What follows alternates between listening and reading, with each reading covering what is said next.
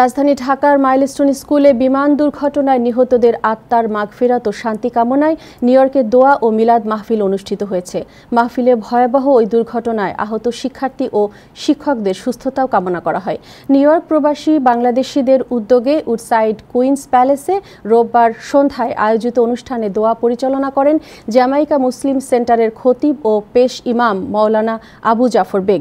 অনুষ্ঠানের মূল উদ্যোক্তা নাসির আলী পল খান সহ অন্যান্যের মধ্যে বক্তব্য রাখেন বীর মুক্তিযোদ্ধা আবু জাফর মাহমুদ, সাংবাদিক ও লেখক সায়েদ তারেক, সাপ্তাহিক প্রবাস সম্পাদক মোহাম্মদ সাইদ, কমিউনিটি অ্যাক্টিভিস্ট ফাহাদ সুলাইমান সহ আরও অনেকে।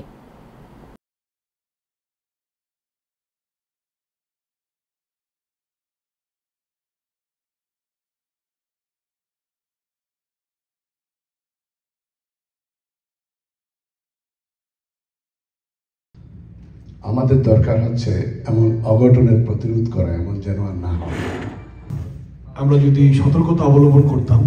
সেদিন একটা পোস্টে আমি দেখলাম একজন মহিলা বলছেন যে মাইলস্টোন স্কুলটাকে এখান থেকে নাকি ফর্মার প্রাইম মিনিস্টার বলেছিল সরানোর জন্য, সেটা এখান থেকে সরাতে পারেনি বিকজ মাইলস্টোনের সাথে যারা জড়িত আছেন তারাও অনেক স্ট্রং।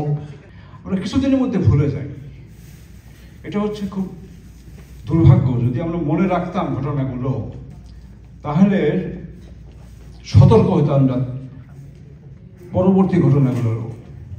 আমি মনে করি মহান সৃষ্টিকর্তা আমাদেরকে দেখিয়ে দিয়েছেন যে বিপদ কখন কোথায় আসবে কেউ জানি না, প্রস্তুত থাকো। আর ইনশাল্লাহ দোয়া করবেন আমরা যেন আবার এটাকে কন্টিনিউ করতে পারি।